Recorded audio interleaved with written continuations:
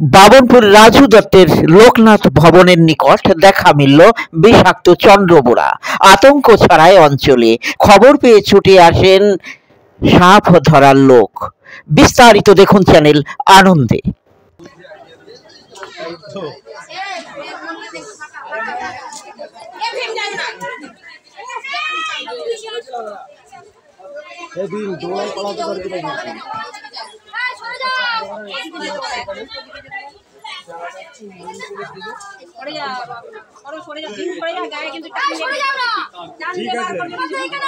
আর এখানেই কিন্তু শব্দ পাবে ওরে বাবা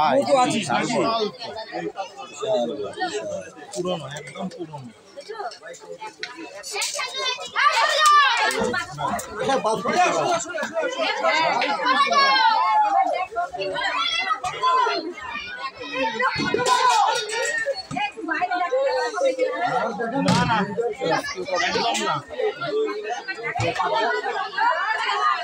বিষয় ভয়ের নেই। এটা ভালো হয় ড্রাই বাইট হয় না, ঠিক আছে?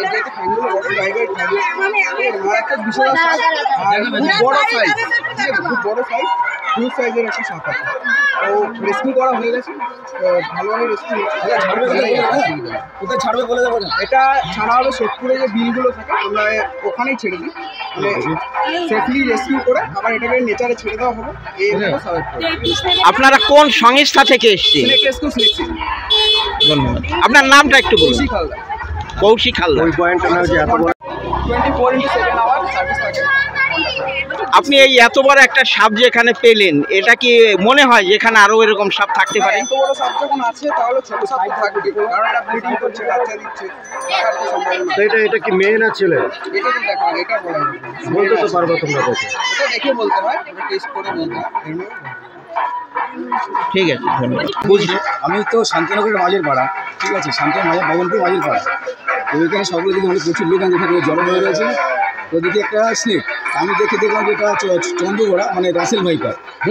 তো তারপর ওখানে একটা ফোন করা হয়েছে, সে আসতে পারেনি, তখন আমি নাম্বারটা আমার কাছে ছিল, ফোন করলাম। এই ভাই, ঠিক আছে, সামনে করতে এসছে, এটা ওর কার্ড, ঠিক আছে? তো ও আসার সঙ্গে সঙ্গে ও সাপটাকে রেস্কিউ করলো এখান থেকে। ধন্যবাদ।